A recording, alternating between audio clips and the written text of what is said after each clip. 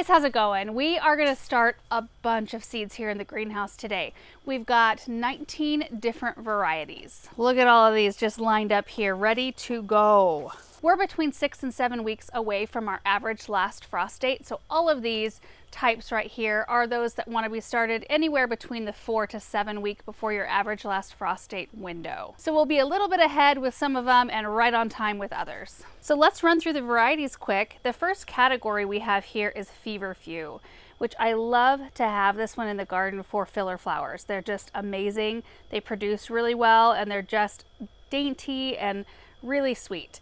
So we have the Feverfew called Tetra White, we have Sunny Ball, Magic Lime Green, and Magic Single. And Feverfew should be started between 5 and 7 weeks before your average last frost date. Then we have our Pincushion flowers.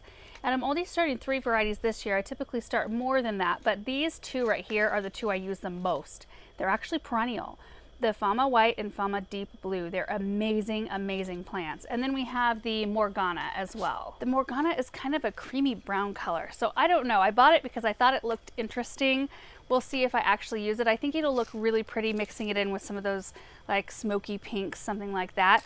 So I don't know, I'm not gonna start too many of those, but the Fama White and Deep Blue, they're just amazing. They get the longest stems and they're strong, but they're kind of wispy at the same time, and the flowers are massive and they bloom all through the summer. And not only do I love the flowers, but I love the way these spent blooms look too. Like the little seed heads are really interesting and add amazing texture to bouquets.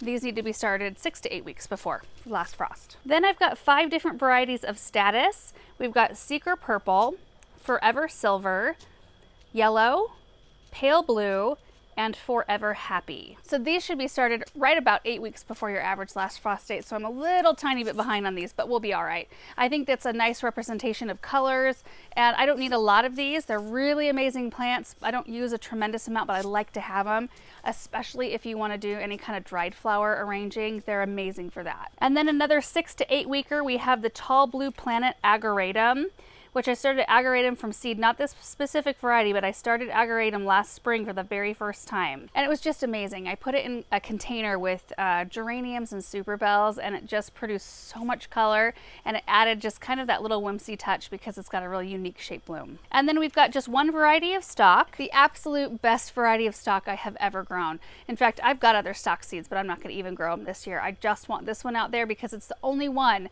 that will go all the way through the season. The other varieties that I have tried, they're amazing cool season flowers, which I don't really want to lean heavy on this year. I kind of want to go for more warm season stuff. So this is going to be a great one because it does all season long. This one wants to be started 5 to 6 weeks before your average last frost date. And then we've got our Dahlias and Celosia. We've got a bunch of varieties of each, but I just chose a few that Florette sent out. And these are from her new breeding program. The Dahlia Shooting Stars. Dahlias are so easy to grow from seed. And Petite Florettes. They look sort of similar, so I'm excited to see what differences we find here. And these can be started 4 to 8 weeks, anytime in that time frame. And then we have Celosia. We've got the Rose Gold. Isn't that beautiful? Then we've got the Sangria Mix, and we've got Limonada. Other supplies I use are my garden marker and some tags. In fact, I'm gonna make all the tags right now when everything's still clean and I've got everything lined out. And then for our seed trays, I'm gonna be using a mix depending on how many I want to grow. And like the Dahlias, I will grow in these larger cell containers because they're just gonna need more room. They grow probably the fastest of all of these in my experience. Benjamin's playing in the sand. And then we've got the 72 count trays, which is really nice if you've got several varieties, like of the Feverfew. I can do 1 row of 1 variety and then another 3rd variety, 4th variety. And we've just got kind of a menagerie of supplies down here. We've got our seed starting mix. This is what we're gonna use to plant all of them. Let's make our tags first so we can clear this space.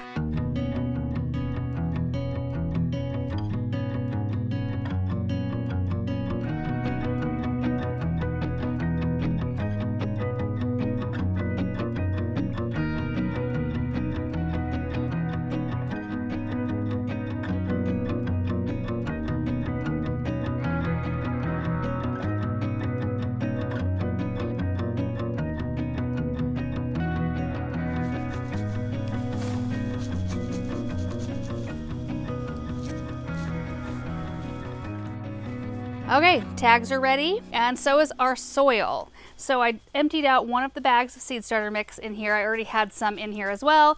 Then added a little bit of water and mixed it all together. And the consistency you're shooting for is moist but not soggy. You want to be able to squeeze it and have it hold a form like this, but it's not dripping water. And if I squeeze it really hard, it's not dripping water either. So this is just perfect. It feels so good. And now we can fill up our first tray. Benjamin, you want to help me? Come right in. All right.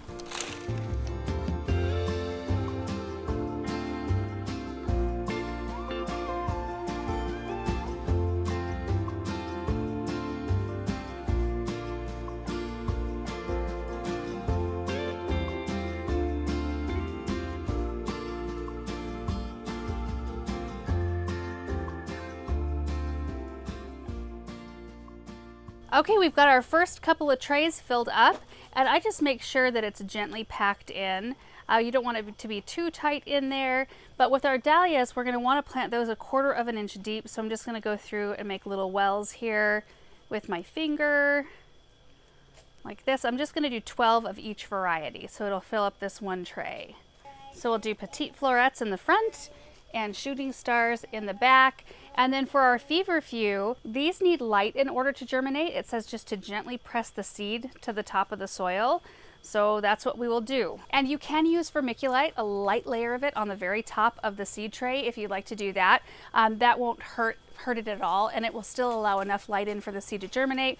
But what that does is helps with moisture levels. It helps with fungal issues as well, like the seedlings damping off, which is a fungus that it looks like almost you've taken your fingernails and pinched the stem, and it makes the seedling fall over.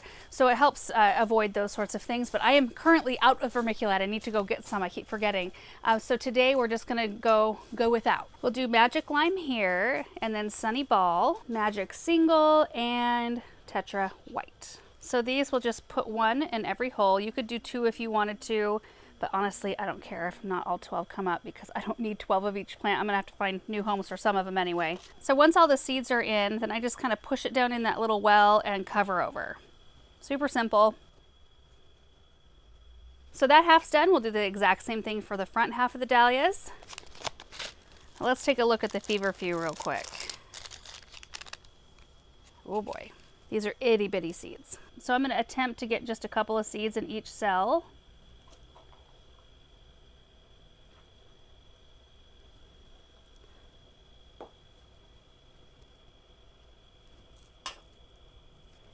And then we just press them in like that.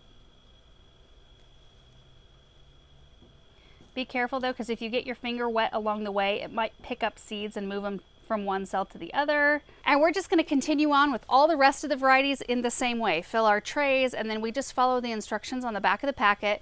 And all of these, except for the stalk, you just barely want to cover because light helps with the germination. The stalk need to go 1/4 inch deep like the dahlias, but it's pretty straightforward. So here we go.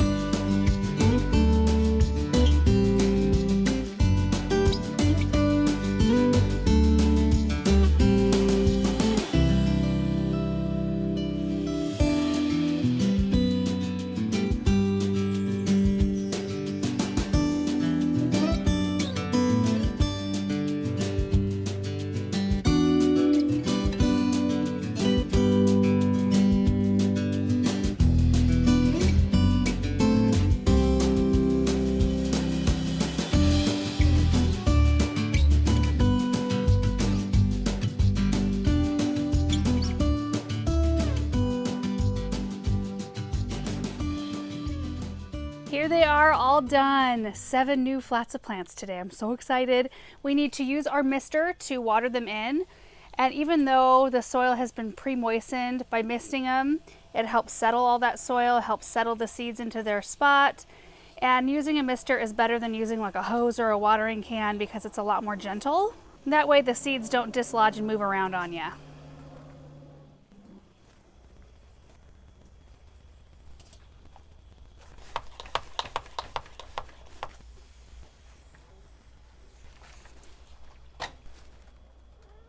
Hi, Russell.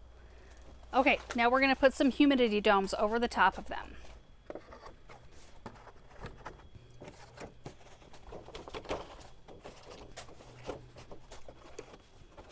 Okay, we are done. Look at that.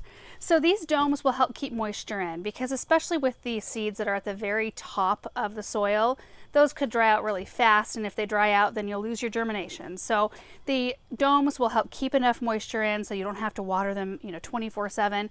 We will check on them once a day. And I'll use my mister until we have a good stand of stocky looking plants. And they should be stocky because I placed them in a very sunny part of our greenhouse. This is heated and it gets so warm in here during the day that I'm not expecting them to take too long. Like right now it's 82 degrees and I've had the front door open all day long. But if you do have them inside, you want to put them underneath a grow light if you have one. If you don't, south facing window is the best. Next best is your west facing window. You just want to make sure that they get a lot of strong light, especially the seeds that need light in order to germinate. There's some like the dahlias and the stalk, you wouldn't need to put them under any light until you start to see some green emerge from the soil. At that point, it's very important that they have the light. And then for the other ones, they need it right from the gate. My grow lights are set up to be on for 16 hours a day, and then they turn off for 8 hours. And that seems to work really well. But as the outside temperature heats up and it really gets a lot warmer in here, I stop using the grow lights as much and just let the natural sun bring up our seeds. And they're in good company out here. We've got Russell. We've got Douglas. And our lemon is starting to bloom again. All 3 of them. Look at this. Pink lemonade lemon, and they smell so good. And a quick look at our other seedlings that we do currently have out here. We have the Sahara Rudbeckia. We've got all the Gomphrena, which is looking great. Of course, all of the geraniums and anise hiss up here. Tons and tons of geraniums, like a sea of geraniums. And then over on this side, we have our Lisianthus, snapdragons, echinops. We still have a whole bunch left in the studio, and I just kind of bring them out a tray at a time as I'm making trips back and forth. And the very last thing that I'm gonna do out here today is pot up more of our geranium seedlings. So as I've been acquiring 4-inch containers, I've been bumping them up out of their itty bitty trays. These are small. So how many do we have here? 2, 4, 6, 8, 10, 12, 16, 18, 20, 22, 24, 26, 27. 1, 2, 3, 4, 5, 6, 7. Got just this one last tray to do. So we can get 20 out of here. See the roots coming out.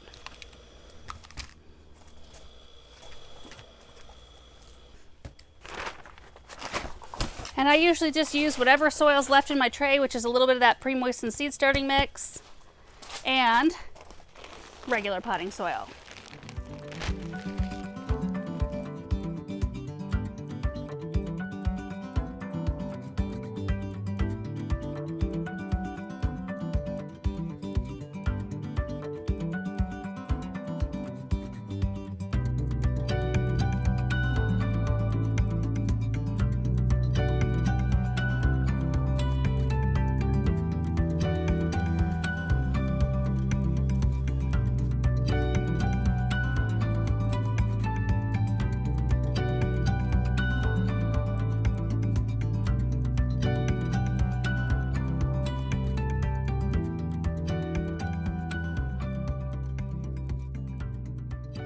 And you guys, that is it for today's project. I think we only have a couple more varieties of seeds to start.